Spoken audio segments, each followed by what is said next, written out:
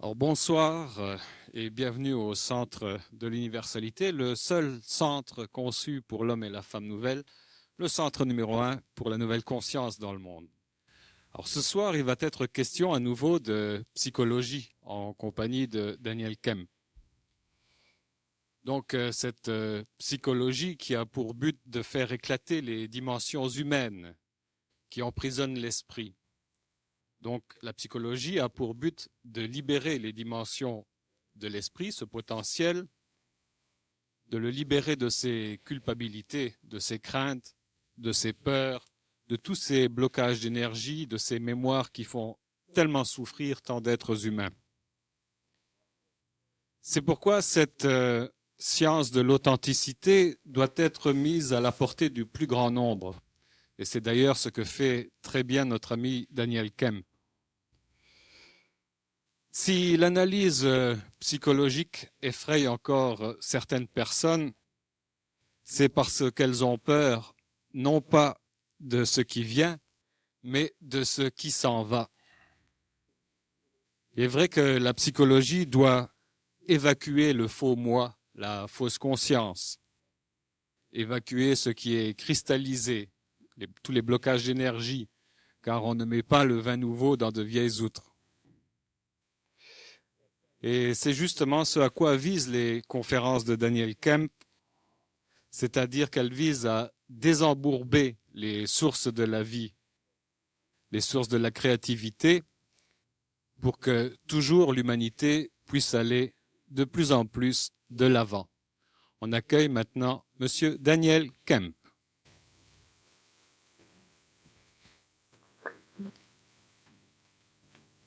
Je vois que le micro est par terre. Ah, ça n'a pas d'importance, ça fonctionne bien. Tu as un micro New Look Oui, et sans oui, fil. c'est préférable. Oh, c'est Ça ne permet intéressant. pas de Alors, danser sur le stage. Ah, ok. On va laisser ça de côté. Ils l'ont rempli aujourd'hui. Alors ce soir, Daniel, tu as choisi encore d'approfondir ce thème-là de la psychologie de la femme nouvelle. Alors on vient de voir ce que veut la psychologie, mais on aimerait savoir ce que veulent les femmes. Est-ce que les femmes doivent être ce que l'homme désire qu'elles soient, ou bien est-ce que les femmes doivent être ce que l'homme désire qu'elles soient? Alors, les femmes ne doivent sans doute pas être ce qu'elles-mêmes désirent être, et elles ne doivent sans doute pas non plus être ce que l'homme désire qu'elles soient. Et c'est le même phénomène pour l'homme de toute façon. Parce que tu parlais tout à l'heure, tu as très bien défini, à mon sens, qu'est-ce qui fait peur à l'homme lorsqu'on aborde les mécanismes de la psychologie ou les mécanismes de l'évolution. Ce n'est pas ce qui s'en vient qui fait peur à l'homme, c'est réellement ce qui s'en va. Et ce qui s'en va, c'est quelque chose qui est connu, qui fait apparemment partie de la femme ou de l'homme qui évolue. Et automatiquement, elle a l'impression, cette personne, qu'elle perd quelque chose d'elle, quelque chose sur lequel elle s'est référée depuis sa naissance égoïque, depuis, disons, sa naissance de conscience. Maintenant, les mécanismes, la base sur lesquels elle se référait pour connaître le monde, pour se connaître, pour connaître son monde spirituel, pour connaître sa philosophie, pour connaître son évolution, sont des bases qui ne sont pas nécessairement accréditées par la réalité. Et ces bases-là, c'est tout à fait normal qu'elles changent au fur et à mesure de l'évolution de la personne. Sauf que l'humain évolue lentement parce que l'humain ne laisse pas s'en aller ces bases fausses pour les remplacer par des nouvelles instantanément. Il préfère lentement laisser ces bases psychologiques s'altérer lentement à son insu pour ne pas avoir à subir le stress du départ de ces concepts religieux, de ces concepts psychologiques, de ces concepts éducatifs, etc. Alors, ce qui fait que l'homme attend que le temps le fasse évoluer. Parce que le temps efface dans la mémoire, le temps arrange les choses. Donc, l'homme est assujetti à une évolution temporelle au lieu d'être, disons, réglé par une évolution instantanée. Donc à la fois il efface les souvenirs anciens, les vieilles mémoires, mais il nous fait souffrir aussi. On discutait tout à l'heure avec un monsieur charmant à table là, qui lui souffrait beaucoup du temps d'avoir à piétiner, à attendre pour n'importe quelle démarche. Donc on souffre également du temps ou de la durée. On n'a pas le choix, parce que le temps, ce qui arrive, c'est que la souffrance, elle est perceptible qu'à la condition qu'on puisse la mémoriser.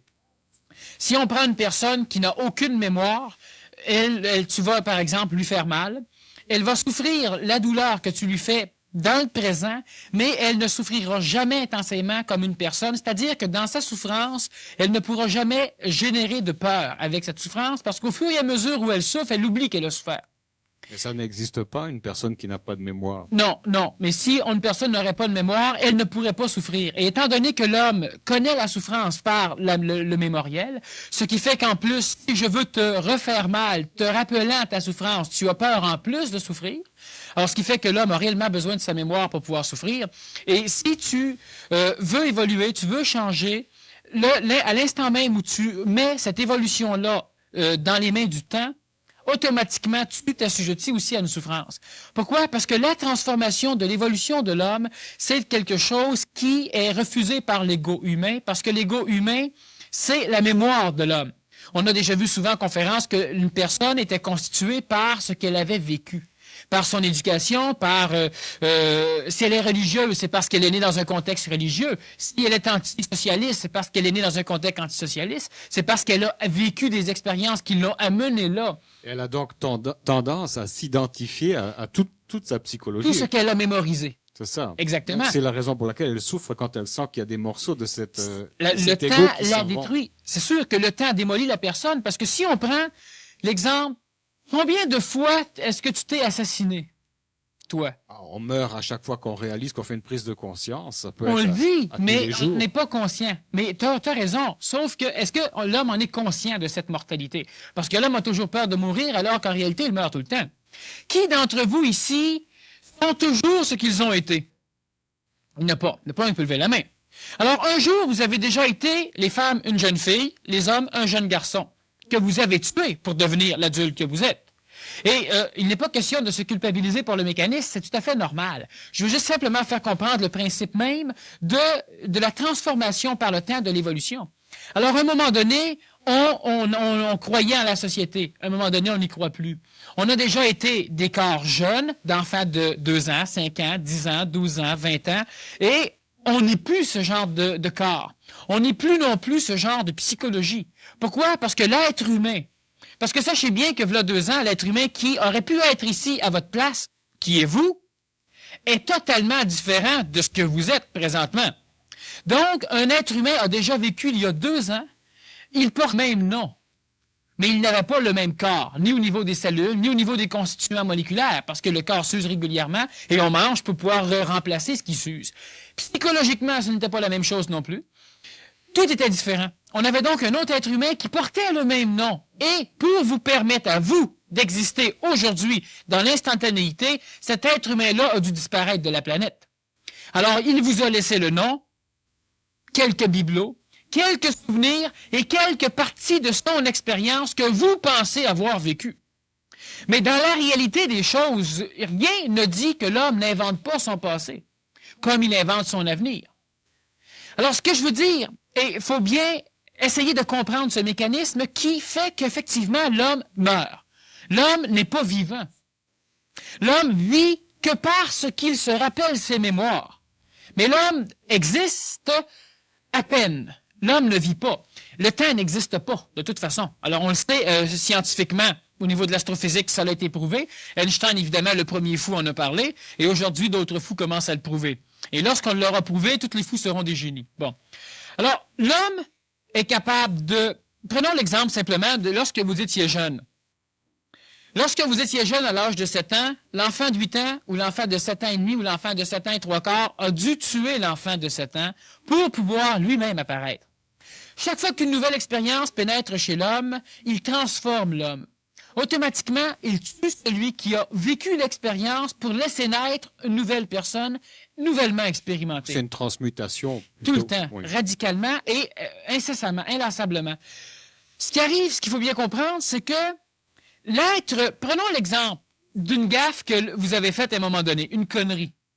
Une connerie qui a pu vous amener au divorce, qui a pu vous amener à un avortement, qui a pu vous amener au mariage, qui a pu vous amener, n'importe quoi. Disons, certaines personnes se sont mariées, n'ont pas fait de conneries. D'autres se sont mariées, c'était réellement une connerie. Ça dépend Bon. toujours de la position de Exactement. l'observateur. Alors, je parle d'une erreur que vous pensez avoir commis à un moment donné, il y a de cela quelque temps. Mais sachez bien que vous n'avez pas commis d'erreur. Parce que présentement, referiez-vous la même chose dans les mêmes conditions, exactement de la même façon? Non. Pourquoi? Parce que celui qui a commis cette erreur-là est mort. Vous êtes une personne qui avait été capable d'assumer l'expérience de l'autre, de penser que c'est vous qui l'aviez vécu. Vous êtes transformé parce que vous n'êtes pas la personne qui a commis l'erreur, vous êtes une nouvelle personne. Vous portez le même nom. Vous avez une apparence de continuité de vie parce que vous vous rappelez ce que les autres vous-même ont fait. Et de ce fait, pensant que tout ce qui s'est passé dans mon corps, sous mon nom, ce n'est même pas dans mon corps change, mais sous mon nom, depuis, disons, 27 ans en ce qui me concerne, je dis, c'est moi qui l'ai fait. Mais en réalité, c'est faux. Ce n'est pas moi qui l'ai fait. Lorsque j'avais 12 ans, j'ai fait des choses, et c'est l'enfant de 12 ans-là qui a fait ces choses. Mais à 13 ans, la nouvelle conscience qui habitait cet enfant avait tué l'enfant de 12 ans. Et à 14 ans, la nouvelle conscience de l'enfant de 14 ans avait évidemment tué l'enfant de 13 ans. Et l'homme va dire, non, tu t'es transformé. Oui, mais si je prends un arbre et que je le transforme pour en faire une maison, est-ce que c'est un arbre? J'ai tué l'arbre, j'ai une maison, mais ce n'est pas l'arbre.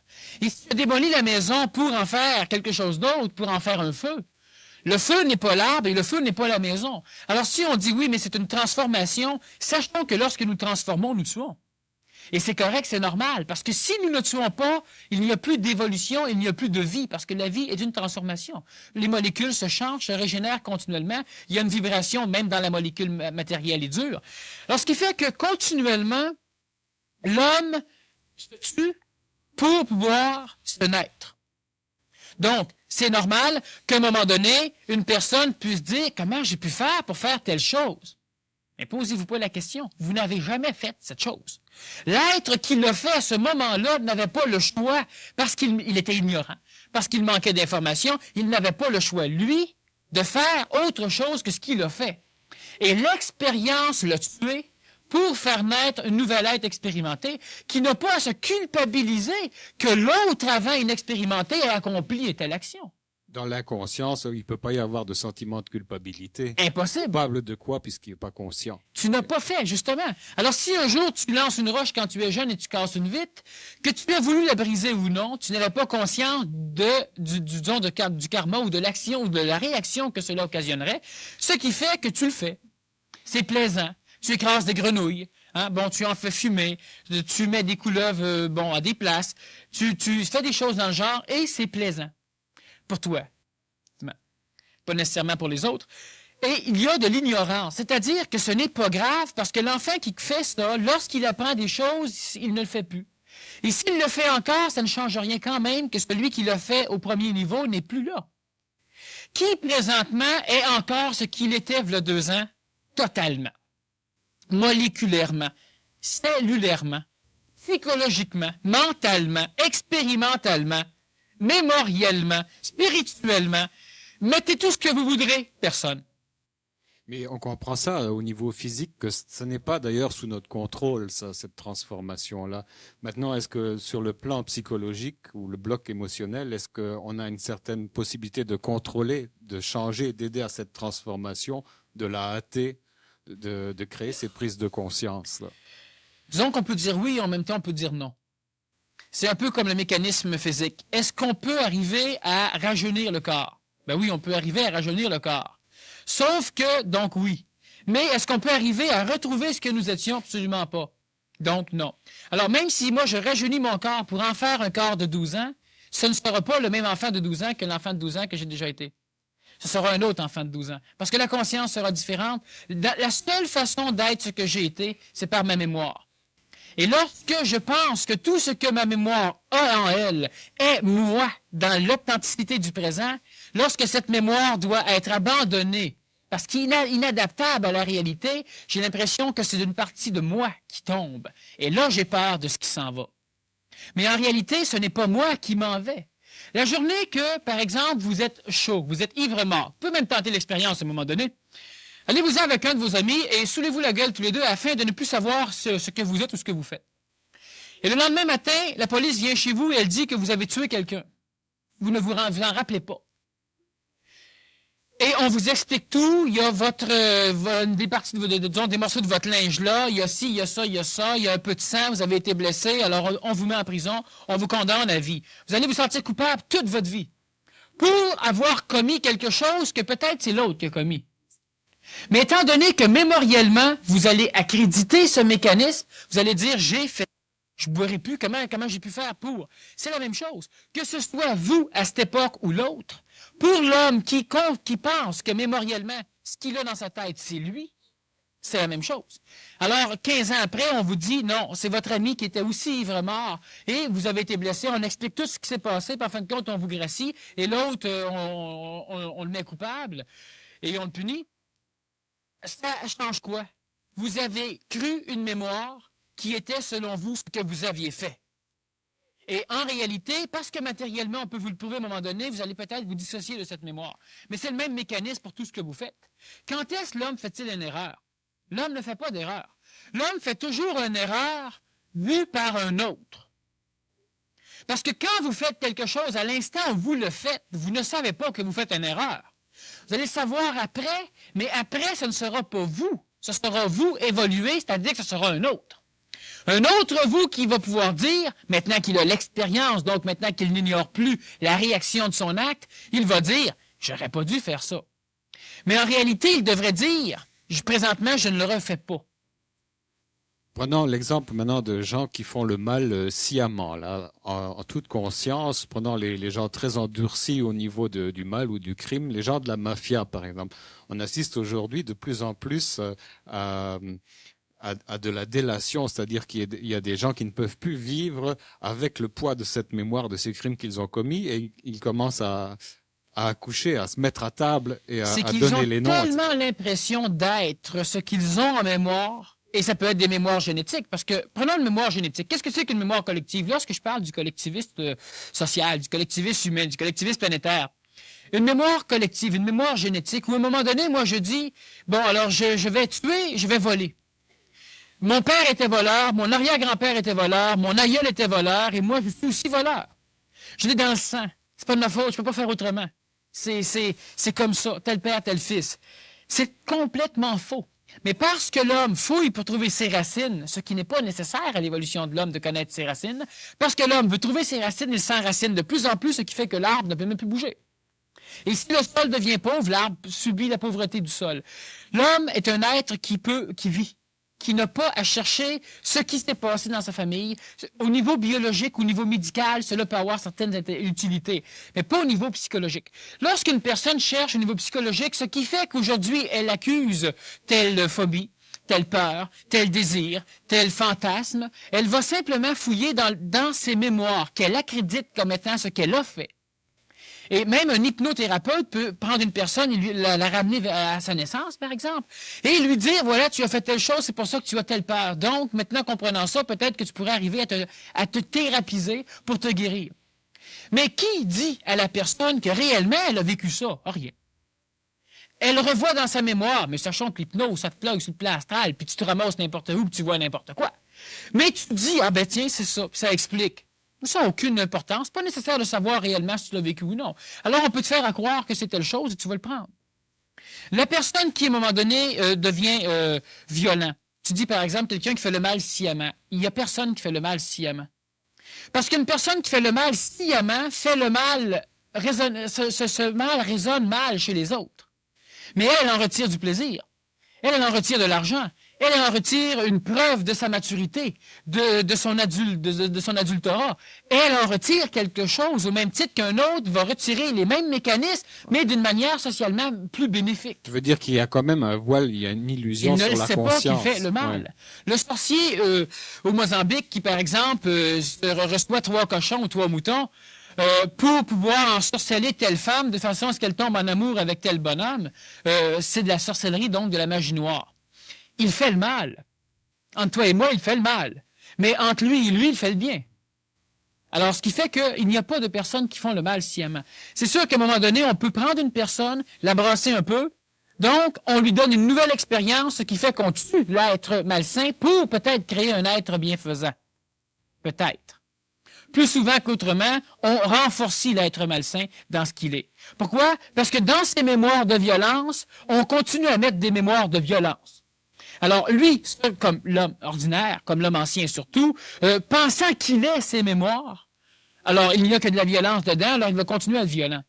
Alors, mais prenons le gars de la mafia qui se met à vider son sac là, à se soulager l'âme en quelque sorte. Est-ce que c'est pas une façon pour lui de vouloir intégrer ces mémoires là ou les dissoudre, de laver la mémoire? S'il se soulage publiquement devant un juge, il vend sa gang. Alors là, effectivement, il essaie de, et c'est un mécanisme peut-être difficile à comprendre, il essaie simplement de prendre son fardeau et de le collectiver. Donc, il informe la communauté de ce qui se passe. Tout le monde le sachant, lui, il a beaucoup moins de poids parce que l'information qu'il était le seul à avoir, ça lui pesait tellement sur les épaules, maintenant il est réparti sur tous ceux qui vont entendre. Alors, ce qui fait que maintenant, c'est en soulager. Pourquoi? Parce que karmiquement, la société va maintenant assumer le poids de ce que ce bonhomme-là assumait. Et c'est pour ça qu'on a des délateurs. C'est pour ça aussi qu'on a eu longtemps le culte de la confession, par exemple. Ça peut être une confession publique, ça peut être une confession devant Dieu, où le prêtre ne faisait que déculpabiliser la personne en lui disant « Dieu t'a pardonné ». Mais en réalité, il fallait que l'homme se pardonne. Lorsque je me pardonne moi-même, je ne me sens plus coupable. Et me pardonner moi-même, c'est un peu prendre une partie de mes mémoires et l'abandonner. Je ne le referai plus, je ne suis pas mauvais, je ne suis pas infernal, je ne suis pas luciférien, je ne suis pas satanique. Tu coupes des mémoires de toi, mémoires qui ne vont pas avec ta conception, disons, de l'évolution, ou de ce que Dieu attend, ou de ta morale sociale, ou de, etc. Tu coupes. Mais lorsque nous disons à un moment donné, Dieu n'existe pas, la grande majorité des personnes ne voudront pas couper cette mémoire. Et le mécanisme qui permettrait à la personne de connaître les choses devrait lui permettre de couper même cette mémoire. Lorsque l'homme veut se conscientiser, on parle de la psychologie de la femme nouvelle. On va y revenir d'ailleurs, on parle de la psychologie présentement de l'homme ancien versus l'homme nouveau. Et la femme et l'homme, de ce niveau-là, c'est la même chose. Lorsque tu apprends quelque chose, une base psychologique, certains appellent ça spirituel, une base spirituelle, sur lequel tu fondes ton existence. Dieu m'a créé. Dieu est parfait, Dieu est partout. Dieu est en moi. Je ne suis pas parfait. Je dois être parfait. Dieu va m'aider. Dieu peut me punir. Tout ça, c'est une base qui solidifie la majorité de l'évolution vivante de l'homme, quel que soit le nom de Dieu. Et évidemment, il y a toujours l'antipode, les démons, que ce soit le diable, que ce soit Belzébuth, que ce soit Satan, que ce soit Lucifer, que ce soit Morose, que ce soit, on en a plusieurs dans différentes religions encore, Kali. On a toujours l'antipode qui fait qu'on est capable et ça nous aide. Les bonnes actions, je peux m'en valoriser, et les mauvaises actions, c'est à cause des forces noires. Alors, ça me permet facilement de couper de moi les parties que je pourrais trop accréditer comme étant moi-même, sauf si je pense être possédé. C'est de la projection ou un transfert, comme disent les psychanalystes. Exactement. Mais lorsque tu es capable de dire tout ce monde sur lequel je me base, donc les dieux, les démons, Dieu est parfait et Dieu est partout, moi je suis une partie de Dieu et je ne suis pas parfait, donc Dieu est imparfait. Si Dieu est partout et Dieu est en moi et que Dieu est parfait et que je suis imparfait, c'est que Dieu est imparfait. Si tu fais juste additionner mathématiquement, je ne parle pas d'intellectualiser, prenez à un moment donné tous vos croyances sur lesquelles, et c'est un peu ce qu'on fait au niveau du séminaire PMC intensif, c'est qu'on sort à peu près tout ce qui existe comme croyance, comme base ésotérique, comme base psychologique, comme base spirituelle, comme base humaine, comme base psychosociale, pour simplement faire une analyse logique. Alors, 1 plus 1 fait 2, et 2 moins 1 font 1. Mais lorsque 1 plus 1 font 3, parce que 3 et 4 font 27, et que 27 n'est pas bon, mais par contre 3 et 4 c'est bon, c'est un peu comme ça que la religion, que la philosophie, que la psychologie évolutive de l'homme se contente. Alors, quand on disait les voies de Dieu sont impénétrables, ça veut dire pauvre cave. Ça arrête de réfléchir, tu risquerais de comprendre. Les voies de Dieu sont impénétrables. Cherche pas, tu comprendras pas. Mais à un moment donné, tu cherches puis tu comprends. Et plus l'homme comprend, plus l'homme a peur de perdre son Dieu. On a même déjà été jusqu'à dire qu'un Dieu compris n'était plus un Dieu. Et c'est vrai. Mais ça fait peur à l'homme, parce que l'homme préfère avoir un Dieu que d'avoir peut-être un ami, que d'avoir peut-être un allié, que d'avoir peut-être lui-même. Lorsqu'on dit le Nazaréen, qui a quand même dynamisé l'énergie de l'Église catholique, disait qu'un jour l'homme ferait comme lui, et même plus, que là, l'homme était un fils de Dieu et que lui était un fils unique. En ce sens que dans l'instant où il parlait, il était le seul connecté à l'énergie divine ou à l'énergie christique. Mais il n'était pas le seul à pouvoir le faire. Il l'a dit lui-même. Alors on va tout accréditer ce que le Nazaréen a dit, sauf lorsqu'il dit, ça on l'oublie, et on va dire que j'interprète lorsque je dis que le Nazaréen a dit qu'à un moment donné, l'homme ferait la même chose ou plus. Alors, l'homme, continuellement, s'il analyse méthodiquement, simplement, il fait juste placer sur le papier toutes ses conceptions et ses croyances, à un moment donné, il va devoir se rendre compte qu'il commence à comprendre des erreurs. Il devra abandonner ses bases, et ces bases abandonnées font qu'il ne sait plus sur quelle béquille s'appuyer. Il n'a donc pas peur de ce qui vient, il a toujours peur de ce qui s'en va. Mais l'évolution de l'homme, ce n'est pas comme lorsque nous prenons de la glaise pour faire une statue. Nous ne rajoutons pas de la glaise à tout bout de champ jusqu'à temps qu'on ait la statue. Normalement, on fait un bloc, et après ça, on élimine. On ôte, jusqu'à temps que la statue, que l'art se révèle. Et l'homme, de la façon qu'il évolue, c'est qu'il accumule de l'expérience. Et il ne veut pas perdre celle qu'il a eue. Alors, l'enfant, on dit l'enfant est naïf, mais l'enfant vit. L'enfant aime vivre. L'enfant goûte la vie. L'enfant n'a pas peur de mourir. J'en ai vu souvent des enfants qui sont morts à l'hôpital Sainte-Justine lorsque je travaillais là. Et les adultes broyaient. C'est incroyable parce qu'ils ne pouvaient pas concevoir que l'enfant meurt en souriant. Bon. L'enfant n'avait pas peur. Et l'adulte, accumulant des mémoires, des informations, de l'expérience, ce que lui ose appeler de l'expérience. D'ailleurs, c'est plus ce que c'est, mais c'est pas nécessairement bon d'avoir de l'expérience psychologique au niveau de la vie. Il finit par continuellement essayer d'expliquer l'avenir à partir du passé, ce qui, évidemment, le décroche complètement de la réalité vivante. Il essaie d'expliquer le présent à partir du passé, ce qui le déconnecte complètement du présent aussi, ce qui fait que l'homme projette toujours un monde d'illusions en avant, son passé qu'il essaie d'appliquer à la réalité, donc au présent, ce qui fait que l'homme se crée une illusion. Et lorsque la réalité vient façonner l'homme pour que l'homme se révèle à lui-même, l'homme a peur parce que l'homme... C'est un peu comme si je te disais, tu as chaud présentement, tu es trop vêtu. Tu me dis, oui, mais c'était l'hiver. Je dis, oui, c'était l'hiver, mais présentement, c'est le printemps. Tu es trop vêtu. Tu vas être malade. Tu dis, oui, mais c'est l'hiver. C'était l'hiver. Ôte certains de tes vêtements, tu n'en as plus besoin. Et toi, tu résistes, tu ne veux pas. Et tu vas même attacher et fermer, et zipper, et boutonner, et mettre le collet, et tout le tralala. Et à un moment donné, je te dis, l'été est là. Ôte tes vêtements. J'ai eu tellement froid pendant l'hiver. Exactement, ce qui fait que tu ne veux rien savoir. Et là, gagnant de la chaleur, de la transpiration et tout ce qui va avec, tu es convaincu que tu es sur le chemin. Non, là, j'ai tellement voulu me réchauffer que là, je transpire, là, ça n'a plus d'allure, là. Mon linge commence à être sèche, tellement il cuit, mais là, c'est l'évolution totale, c'est parfait, là, je ne veux plus rien savoir. Ma mémoire attend le prochain hiver. Oui, mais le prochain hiver, tu vas geler, parce qu'avec toute l'eau qu'il va y avoir en dessous de tes vêtements, on sait ce que ça donne, hein. Ça va glacer. Et c'est ce qui se passe dans l'évolution de l'homme. Alors, à un moment donné, on a des béquilles, on a des choses qui sont utiles, qui servent l'homme. Et on ne peut pas blâmer ces béquilles. On va toujours marcher, c'est pas vrai. On va marcher encore longtemps sur des béquilles. Ou dans des chaises roulantes, ce qui est plus rapide et plus motorisé, puis à un moment donné. Bon. Mais ces béquilles, à un moment donné, doivent être éliminées parce que la personne s'améliore. Et si la personne s'améliore, mais ne veut pas perdre sa béquille parce qu'elle se rappelle lorsqu'elle en avait besoin, et là, j'ai déjà vu un de mes amis, justement, qui avait une fracture de la cheville, et puis à un moment donné, il montait un escalier, il avait l'air pas mal de difficultés, et je lui ai dit, prête-moi donc tes béquilles, t'as l'air d'avoir de la misère avec. Alors, il me donne ses béquilles, puis là, il a monté.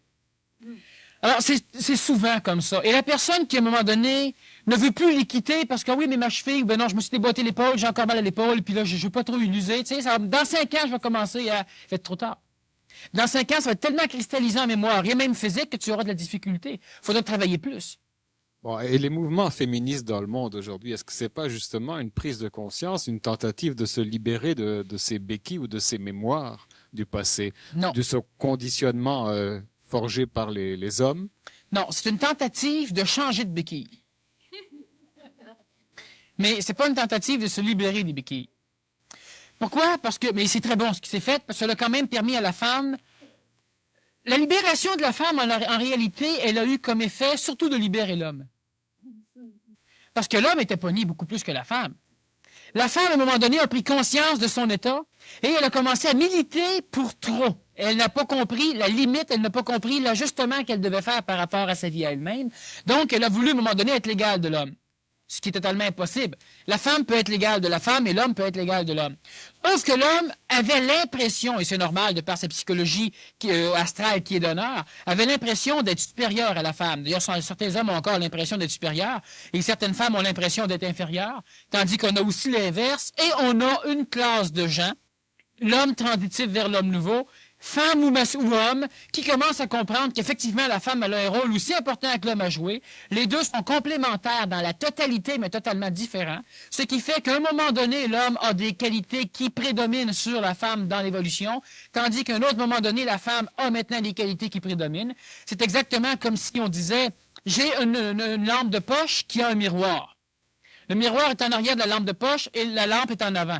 Alors, la nuit, la lampe de poche, la lumière prédomine sur le miroir, tandis que le jour, le miroir prédomine sur la lampe, en termes d'énergie. Alors, lequel tu t'en sers régulièrement, ce qui fait que tu as le miroir pour t'éclairer le jour ou pour faire certaines choses, et tu as ta lampe la nuit, donc tu es complet. On pourrait dire que la lumière te suit pour faire spirituel. Bon. Mais c'est la même chose pour l'homme et la femme. Lorsque le mouvement féminin a commencé, évidemment, l'homme s'en est servi parce que c'est l'homme qui a commencé à imprimer des chandails. Je suis une femme libérée, tout le tralala. Puis bon, on a commencé à vendre des choses. Les femmes ont acheté au coton. Et l'homme en a profité pour faire de l'argent. D'ailleurs, c'est toujours un peu comme ça que ça se passe. Maintenant, ce qui est arrivé, c'est que les femmes ont surtout obligé l'homme à se tasser.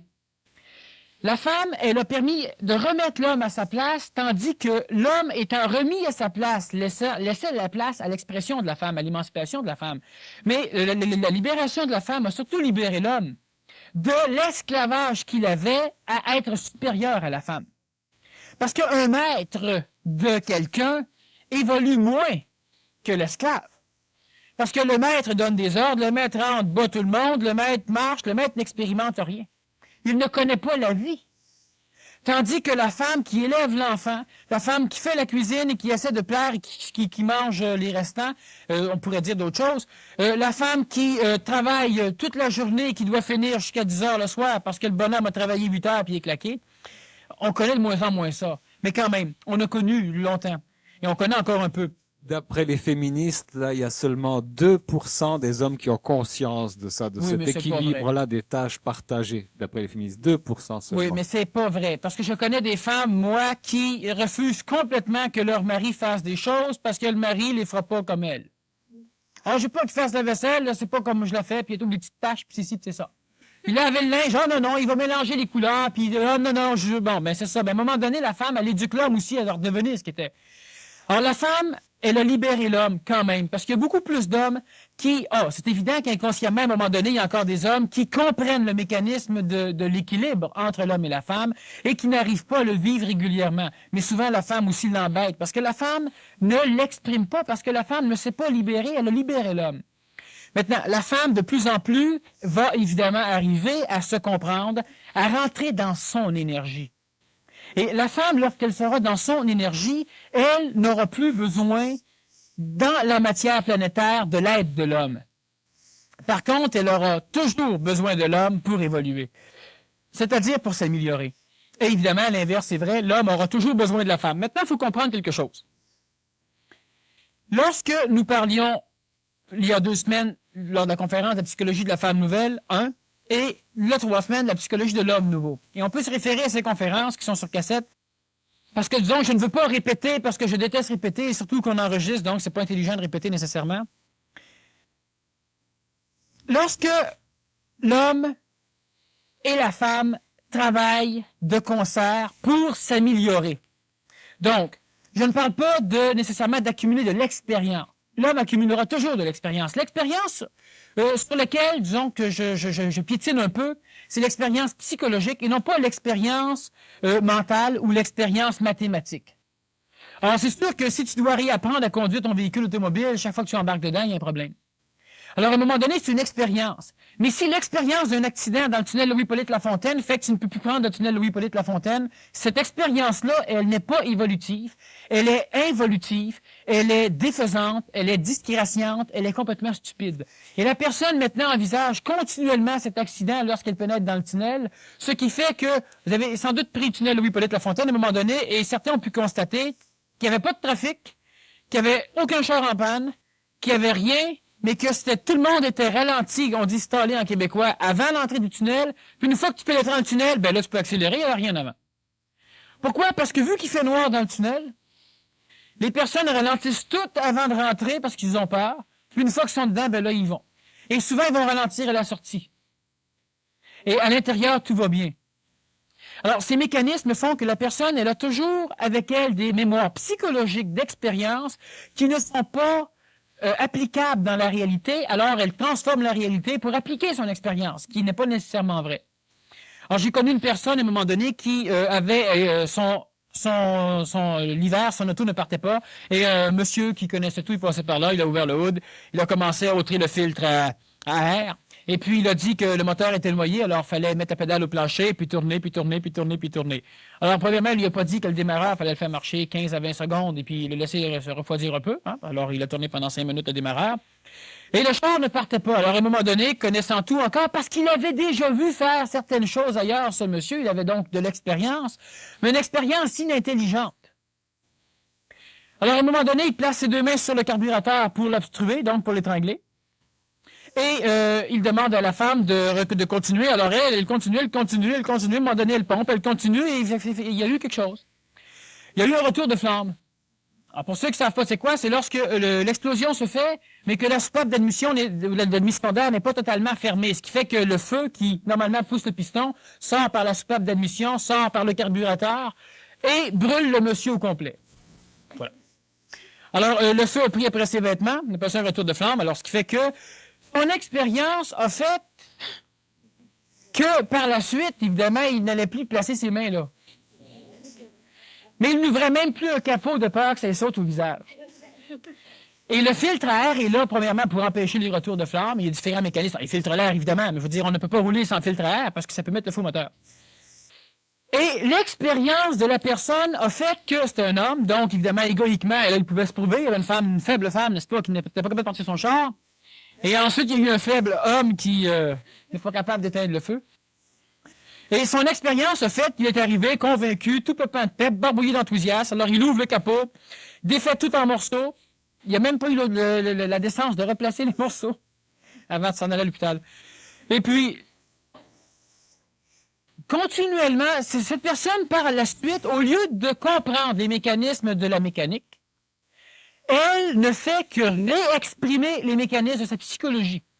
Alors, elle a enregistré une expérience matérielle qui a été colorée par l'émotion de ce qu'elle a vécu, et elle ne peut plus ramener l'expérience sans ramener l'émotion. Et c'est cette émotion psychologique, cette expérience psychologique sur laquelle je pile. Je l'écrase complètement, c'est de la vraie merde. C'est même pire. La merde, c'est toujours une utilité comme engrais, mais pas ça. Ça aide à rien. Alors, lorsque la femme nouvelle, lorsque la femme commence à vouloir s'émanciper, c'est qu'elle prend un paquet de mémoires qui sont à l'homme. Et elle essaie maintenant de les appliquer, elle. Donc, elle veut devenir l'égale de l'homme. Elle ne peut pas. Lorsque l'homme et la femme vont travailler de concert, comme je disais tout à l'heure, est-ce que cela veut dire que nécessairement la femme doit être à côté d'un homme pour arriver à ce contact supramental, ce qu'anciennement on appelait l'esprit saint ou l'intelligence active ou autre chose? Est-ce que l'homme doit nécessairement être à côté d'une femme pour arriver à ce contact supramental? Alors, on peut dire, premièrement, que de prime abord, d'ailleurs, lorsque je vais revenir du Pérou dans un mois, on va parler du concept psychologique du couple nouveau. Ce sera le 6 décembre, ça. Le 6 décembre, c'est ça, oui. Ce qu'il faut comprendre, c'est que plus il y a d'hommes qui sont capables de se conscientiser, de devenir intelligents, de se rapprocher de l'homme nouveau, donc d'être capables de savoir des choses sans l'avoir expérimenté. Et ça, c'est important qu'on comprenne à un moment donné qu'effectivement, l'homme, l'humain, peut savoir sans expérimenter. Lorsque 2 personnes discutent ensemble d'un problème, ils n'en ont pas de solution. Et après quelques temps de discussion, la parole a fait qu'ils ont compris une solution. Ils ne l'ont pas expérimenté, ils sont capables par la parole qui sera d'ailleurs l'apanage de l'homme nouveau, ils sont capables par la parole d'arriver à trouver une solution. L'homme est capable de savoir inexpérimentalement, tandis que l'homme ancien, il sait inexpérimentalement, mais plus il apprend sans expérimenter, plus il expérimente cet apprentissage, ce qui fait qu'à un moment donné, ça demande moins d'énergie de fouiller dans le bagage mémoriel pour l'adapter à la réalité que de se connecter directement sur la réalité. Alors, plus l'homme vieillit, moins l'homme est efficace dans la réalité. Par contre, l'homme peut suppléer son inefficacité apparente par son expérience. Mais il ne comprend pas l'évolution des jeunes, mais il ne comprend plus l'évolution sociale, mais il ne comprend pas les transformations religieuses, mais il ne comprend pas l'important.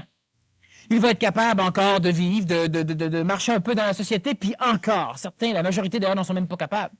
Pourquoi? Parce que son expérience lui permettrait de vivre d'une façon extraordinaire il y a 50 ans. Si le temps s'était arrêté. Exactement. Mais pas parce que le temps avance, son expérience ne sert pas autant qu'il croit qu'elle pourrait servir. Alors l'homme veut de l'expérience, et c'est de l'expérience psychologique surtout qu'il va chercher, et c'est un gros problème. Lorsque l'homme est capable de faire confiance à sa faculté d'exprimer un savoir instantané, une intelligence active, non pas reliée à ses mémoires expérientielles, donc non pas reliée à ce qu'il sait. Lorsque l'homme est capable de regarder 2 champignons et de dire, bon, mais celui-là, je le mange, l'autre, ne n'en touche pas, il est vénéneux. Comment c'est ça que tu le sais? Je le sais. Pourquoi le chameau est-il capable, dans le désert, de se diriger à un moment donné vers un point d'eau qu'il ne connaît pas, qui est enfoui sous la terre, d'arrêter au-dessus, de creuser et de boire de l'eau, tandis que l'homme expérimenté se perd royalement dans le désert, boit du sable puis meurt là? Parce qu'il n'y a pas de pendule de radiesthésiste. Dans la bosse. Le bonhomme, il n'y en a pas. S'il y en avait un, il trouverait le point d'eau. Oui, pourquoi que s'il aurait un pendule, il trouverait le point d'eau? Parce qu'il est capable d'amplifier des mécanismes qu'il a en lui, auxquels il n'est pas capable de se référer par sa propre psychologie expérimentale. Exactement. Il a en lui ce mécanisme. Il a, lui, Parce c'est que le évident, pendule, mais il doit prendre une baguette de sourcier, donc de l'aune, ou un pendule, ou un mécanisme, un paquet de cossins, pour trouver de l'eau. Parce que il va se dire, je suis un être humain, je suis une créature de Dieu. Je suis très évolué. Je suis pas un chameau. Fait que je peux pas faire comme le chameau. C'est ce qui se passe. Si le chameau est capable, si l'ours est capable, si le lièvre est capable, si le cheval est capable, si le chien est capable, l'homme devrait être capable, mais l'homme est incapable. Alors, l'homme est en réalité capable. C'est que l'homme a la faculté de créer un ego, ce que les animaux n'ont pas. L'animal domestique finit par s'en créer un qui va être à l'image de son maître. Ouais, mais regarde, ça doit être intéressant si tu étudies la psychologie du chameau dans ton exemple. Lui, il doit dire, le bonhomme est en train de se laisser crever de soif, là, de Faut-il mourir. cave? Pas forcément. Il doit se dire, il se laisse mourir pour que moi je puisse vivre. Il va me laisser aller boire l'eau. Lui a décidé de se sacrifier. C'est un dieu. Il doit dire, moi je suis pas capable d'être comme l'être humain, un dieu. Non, effectivement. C'est sûr que si le chameau aurait une psychologie humaine, évidemment, il partirait d'une religion avec tous les squelettes qu'on a dans le désert. Bon, c'est évident. Mais le chameau n'a même pas de conscience de ce qu'il fait. Et lorsque l'homme est réellement humble, il n'a pas non plus de conscience égoïque de ce qu'il fait. Il le fait et c'est tout. Alors, l'homme est capable d'arriver à ce savoir instantané, un savoir qui est inexpérimentable. Et disons que présentement, dans le début, lorsque l'homme va avoir ce savoir, il va l'expérimenter égoïquement, il va couper le contact. Mais c'est un savoir qui ne sera pas expérimenté éternellement par l'ego. Et c'est un savoir qui instruit l'homme de ce que l'homme a besoin de savoir dans l'instantanéité d'un événement pour lui permettre d'être 100% efficace. Alors, tu ne peux pas arriver et lorsque tu vas faire quelque chose, ben, tu te demandes qu'est-ce que tu pourrais faire pour un autre. Ça marche pas au niveau de l'énergie supramentale. Ça marche pas au niveau d'intelligence active. Tu vis instantanément ce que tu as à vivre. Et lorsqu'il y aura plus d'hommes sur le plan planétaire qui auront ce contact supramental, il y aura plus de femmes qui pourront y arriver. Mais plus il y aura de femmes qui seront conscientisées à cette énergie, plus il y aura d'hommes qui pourront se connecter. Alors, on peut faire, le 2 semaines, je disais que physiquement, l'homme a une énergie donneur. Il a un corps donneur. Il donne des spermatozoïdes, il donne des coups de poing. Bon, il a un corps de donneur. La femme, par contre, elle a un corps récepteur. Ce qu'on dit souvent féminin ou négatif ou yin. Alors, évidemment, il va recevoir le spermatozoïde, puis elle reçoit les coups. Bon, c'est ça. Sauf certaines exceptions, évidemment. Vitalement, l'homme a une énergie vitale qui est réceptive. Donc, il a besoin, pour la compléter, d'en voler. Alors, évidemment, c'est un être qui va... L'énergie vitale, elle est exprimée par le cerveau, par la voix et par l'énergie sexuelle. Donc, l'homme va être souvent relié au niveau du sexe, ou de la parole. Parce que souvent, ceux qui parlent énormément n'ont pas beaucoup de relations sexuelles parce qu'ils compensent entre un et l'autre. Par contre, ils doivent parler. Tandis que la femme, elle a de l'énergie vitale qui est donneur. Alors, elle peut évidemment donner la vie, donc cultiver la vie, un fœtus chez elle, et elle n'a pas besoin nécessairement de relations sexuelles au même titre que l'homme, parce qu'elle a d'excédent en énergie vitale. Psychologiquement, l'homme est donneur. Donc, l'homme donne des ordres, l'homme a besoin de se prouver, l'homme a besoin d'être un mâle, l'homme a besoin, etc. Tandis que la femme, psychologiquement, elle est comme physiquement, elle est réceptive. Donc, elle manque de certaines choses, ce qui fait qu'elle aura besoin d'énergie astrale, donc elle aura besoin d'affection, elle aura besoin de sécurité. Ce qui, évidemment, complémentera l'homme et la femme dans leur relation. Il y a des exceptions, évidemment, soit créées par l'éducation, soit créées par des problèmes génétiques, soit créées par différentes choses. Mais on parle collectivement, on parle planétairement, cosmiquement. Mentalement, la femme va être donneur, c'est-à-dire que la femme, elle est capable de créer ce qu'il y a à être inventé. Mais elle n'est pas capable de l'inventer. Il y a des exceptions parce que l'éducation va compenser. On parle encore une fois cosmiquement. Tandis que l'homme n'est pas capable d'inventer l'idée, mais il est capable de le mettre en matière. Alors, ce qui fait que l'homme va inventer les teintures pour les cheveux. L'homme va inventer, pour que les femmes s'en mettent. L'homme va inventer la mode, les bijoux, ça c'est lui ici qui a inventé ça surtout, le comte de Saint-Germain. L'homme va inventer le décor pour donner de sécurité à la femme. L'homme va inventer le poêle. L'homme va inventer le faux micro-ondes. L'homme va inventer la suce pour le bébé. Parce que le biberon, c'est encore un homme qui l'a inventé. La suce que le bébé tète longtemps, là, qu'il y en a qui sont pour, il y en a qui sont contre, sauf le bébé qui est pour. Non, c'est vrai. C'est un autre Saint-Germain, en plus. Aucune astuce d'aller voir. Bon, alors, c'est encore un homme qui l'a inventé. Un Saint-Germain québécois. Eh oui, effectivement, oui. En plein ça, oui, qui reste près de... Oui, il s'appelle Saint-Germain. Alors, si on regarde ces mécanismes, la femme, elle suscite chez l'homme une nécessité, mais elle ne peut pas l'appliquer. L'homme étant mentalement récepteur, se pousser dans le dos par la femme, l'applique. Pour avoir la paix, puis pour avoir la femme. Bon. Et la femme, elle s'en contente parce qu'il a la sécurité, il a le confort. Comme je disais, à un moment donné, c'est que l'homme se contente facilement d'une maison coup-ci, coup-ça. Tandis que la femme, elle, ben, à un moment donné, il faut qu'elle accroche de quoi là, il faut qu'elle mette quelque chose là. À un moment donné, il faut qu'elle change, il faut qu'elle tapisse. Fait qu'elle oblige l'homme à travailler. L'éducation sociale, puis la conscientisation de l'homme fait que de plus en plus, l'homme et la femme tentent à être équilibrés. Donc, un homme peut aussi vouloir décorer. Et si on regarde la majorité des homosexuels, ce sont des perfectionnistes de la matière. Et d'ailleurs, ce sont les personnes qui vont raffiner l'air du poisson matériel d'une façon extrême.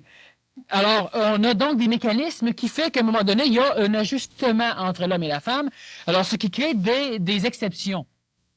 Supramentalement, l'homme, il est récepteur. Pardon, l'homme, il est donneur. La femme, elle est récepteur. L'homme étant donneur, c'est le premier qui va être capable d'émettre l'énergie supramentale, donc l'énergie de l'intelligence active, l'énergie du Saint-Esprit, on pourrait dire, ou de l'Esprit Saint, l'Esprit non coloré.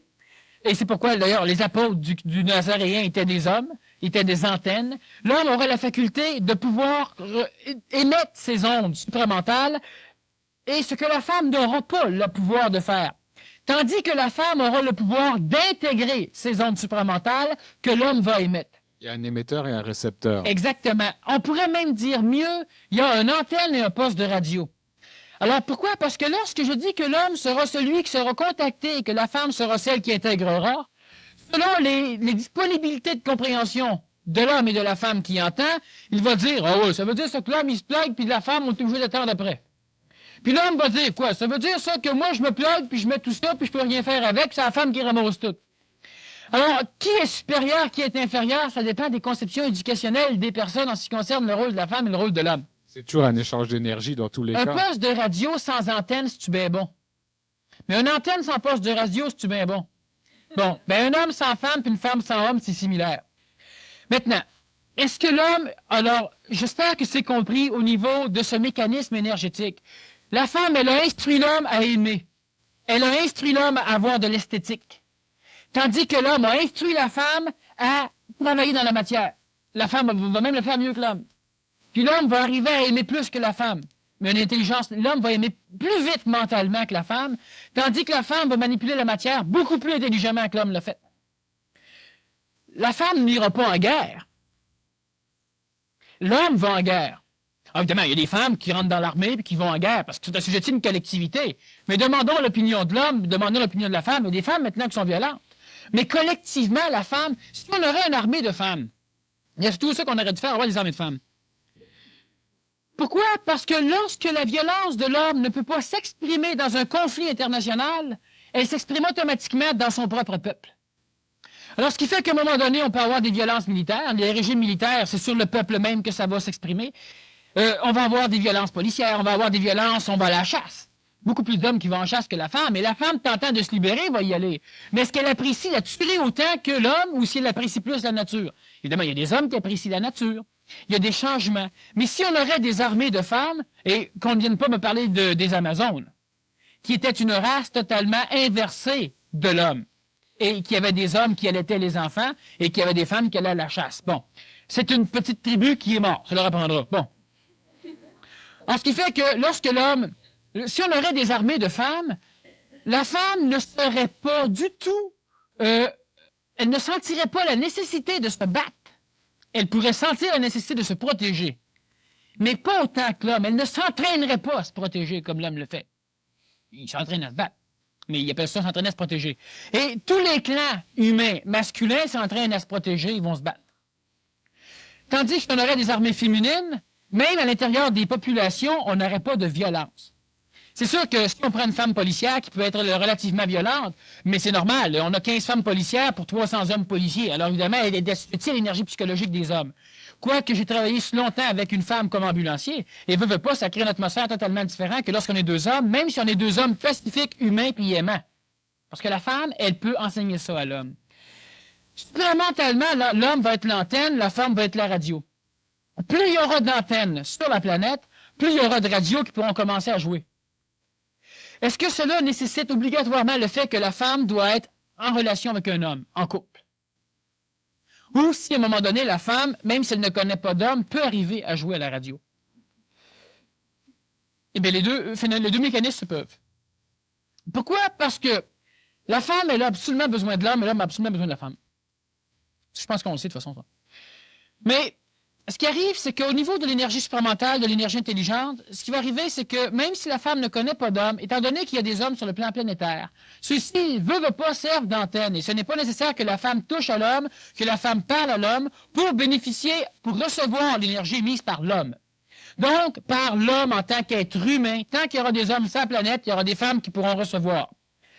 Par contre, dans l'ère du Verseau, parler chronologiquement, au niveau de l'homme nouveau, et c'est pourquoi que je vais revenir du Pérou avec ce mécanisme du couple nouveau, et suite à cela, la relation entre l'homme nouveau et l'enfant nouveau, et suite à cela, la relation entre la femme nouvelle et l'enfant nouveau, parce qu'on parle aussi de famille. Il y aura une importance capitale qui sera donnée au couple. Et on n'aura pas le choix. Maintenant, je ne parle pas d'un couple qui est déjà constitué, qui pense se divorcer, puis là, ils se disent, ah oui, bon, c'est capital, il faut qu'on revienne ensemble. La question n'est pas là. Je parle qu'à un moment donné, il y aura des hommes qui seront intelligents, il y aura des femmes qui seront intelligentes, qui pourront se contacter autrement que par la relation sexuelle, par la beauté physique, qui pourront se découvrir de plus en plus beaux au fur et à mesure qu'ils se connaîtront. Ce qui est déjà commencé. Parce qu'il y a des personnes ici, sans doute, qui ont déjà rencontré des personnes, ils les trouvaient laids physiquement. Et au fur et à mesure qu'ils les connaissaient, ils les trouvaient de plus en plus beaux. Parce qu'à un moment donné, on est capable de voir, non pas seulement la vibration physique, mais on est capable de percevoir aussi la vibration corporelle du plan psychologique et du plan mental, ce qui fait que ça transpose. C'est comme si on avait 3-4 photos, une par-dessus l'autre, et la beauté, donc l'énergie harmonieuse qui s'établit entre les deux personnes, finit par s'améliorer. La dimension intérieure. Là. Exactement. Alors, ce qui fait qu'à un moment donné, on n'aura plus cet amour bâtard psychologique qui fait que j'aime pas le nez, puis j'aime pas la face, puis je l'aime pas, puis j'aime pas la manière qu'il s'habille, puis j'aime pas ses culottes, puis j'aime pas la façon qu'il pète. Bon. Alors, ce qui fait qu'à un moment donné, on va être capable de rencontrer l'homme et de l'aimer pour ce qu'il est, vibratoirement. Et évidemment, l'importance de la psychologie de la femme dans l'ère nouvelle va être une personne qui va... Peut-être si on fait un petit peu une avance sur le couple, parce que c'est important. La femme va jouer un rôle formidable au niveau du couple, mais l'homme aussi, parce qu'il n'y aura pas de partage des tâches. Présentement, l'homme essaie de partager la tâche de la femme, et la femme essaie de partager la tâche du mari. Mais ce qui devrait être fait, c'est que l'homme doit s'ajuster dans ce qu'il doit faire ou dans ce qu'il peut faire pour être dans sa propre énergie créatrice, et la femme doit faire de même. Tandis que s'il y a un enfant, l'enfant doit faire de même. Et souvent, on exclut l'enfant du cadre familial, c'est-à-dire que l'enfant, lui, on est deux à s'en occuper ou on est un à s'en occuper, puis lui, ben lui, s'occupe pas de lui. C'est ça. On essaie de faire un modèle standard, que ce soit pour l'homme ou la femme ou l'enfant. Là, d'après nos concepts, on voudrait un modèle standard que tout le monde C'est ça. puisse épouser. Alors, ce qui va arriver, c'est que l'homme et la femme ne feront pas, par exemple, bon, le lavage tous les semaines, chacun leur tour, des choses comme ça. Présentement, dans le contexte de l'homme ancien, cela peut amener à certaines harmonies qui ne durent pas nécessairement, mais qui peuvent durer. Mais à un moment donné, que l'homme va faire les choses qui sont intelligentes. Alors, il ne se sentira pas obligé de faire des choses pour plaire à la femme, et la femme ne se sentira pas non plus obligée de faire des choses pour plaire à l'homme. Et lorsque la femme va être capable de faire des choses qui lui plaisent à elle, et lorsque l'homme va être capable de faire des choses qui lui plaisent à lui, et que cet homme et cette femme pourront vivre ensemble, malgré qu'ils feront chacun pour eux ce qu'ils ont à faire, ce sera un couple qui sera inséparable. Sauf que ce qui va arriver dans l'homme ancien, c'est que la femme fait pour l'autre, et l'homme fait pour elle. Et se conscientisant, ils finissent par être de plus en plus dans leurs énergies, donc ont une tendance commune à faire de plus en plus pour eux. C'est tout à fait normal. Et à un moment donné, évidemment, l'éducation fait que la femme, elle fait plus ce que je veux, puis moi, je fais plus non plus ce qu'elle veut parce qu'elle me fait pas ce que je veux. Puis c'est qui fait les premiers pas? Ben, de toute façon, celui qui fait les premiers pas, normalement, c'est celui qui demande le divorce. Il se rapproche pas. Tandis que si toi, tu fais tout ce que tu aimes, tout ce que tu veux, et que moi, je suis une femme, je fais tout ce que j'aime, tout ce que je veux, il y a de fortes probabilités pour qu'à un moment donné, d'ailleurs, c'est ce qui va arriver, pour qu'on ait deux êtres humains, par exemple, toi et moi, si toi tu es un homme, moi je suis une femme, j'aime mieux, moi je suis un homme, toi tu es une femme. Bon. Je pense qu'on est les deux. Ce qui arrive, c'est que moi, je décide que je fais telle chose. Et toi, jamais tu ne te sens assez petit à me faire plaisir ou à ce que je te fasse plaisir. Alors, moi, j'adore la campagne, toi, tu adores la campagne. Est-ce que c'est une raison de s'unir? Non. Mais à un moment donné, c'est que vibratoirement, le couple va se former pour la simple raison que continuellement, tout ce que tu perçois énergétiquement, je le perçois. Alors, tu n'as pas besoin de me communiquer par la parole ou par la force ce que tu perçois. Il neige. Et moi, je n'ai pas besoin non plus de te communiquer par la force que je perçois ou par la parole. Alors, je n'ai pas besoin de te convaincre de faire telle chose. Je n'ai pas besoin de t'expliquer l'intelligence de faire quelque chose. Je n'ai pas besoin de te faire évoluer pour te faire entrer dans ma sec ou dans ma gang. Je n'ai pas besoin de te faire évoluer pour te faire sortir de la tienne. Je n'ai pas besoin de t'expliquer que ce que tu viens de faire avec l'enfer, c'était pas bon. J'ai pas besoin de t'expliquer. Parce que ce que je perçois, tu le perçois. Pourquoi? Parce qu'énergétiquement, étant de même longueur d'onde, nous allons être connectés au même plan. Étant connectés au même plan et de même longueur d'onde, nous allons colorer de la même façon. Nous allons donc exprimer de la même façon, ce qui fait qu'on va toujours être d'accord. On va donc vers des alliances vibratoires. Au lieu d'être vers des alliances morales. Et Daniel Kemp, on te remercie. Ça a dû passer vite, hein? 1 heure, ça passe vite. Alors, je vous rappelle le spécial à l'achat du billet pour la prochaine conférence de Daniel qui aura lieu donc le 6 décembre prochain sur le couple nouveau. Vous pouvez avoir gratuitement la première partie de cette conférence. On fait une pause d'une demi-heure maintenant et on revient ensuite en compagnie de Daniel avec la période de questions. Alors là, on vous engage à préparer vos questions. Là, allez-y de vos questions très personnelles là, concernant votre vie de couple ou vos problèmes personnels. Petit papier dans la salle d'accueil et puis vous venez nous les remettre en avant. Ici, on posera ces questions-là. Le PMC, c'est quand? Le PMC, c'est samedi et dimanche prochain. Hein. Alors là, si vous voulez avoir de l'information sur le séminaire intensif, le PMC que donne ici Daniel Kemp, demandez donc à Mario Gosselin, notre relationniste, là, qui se trouve au bout du kiosque, de vous donner cette information-là. Il y a encore une annonce ici, la lumière intérieure d'une Pontiac est allumée. Le numéro d'immatriculation CDX 134, une voiture rouge.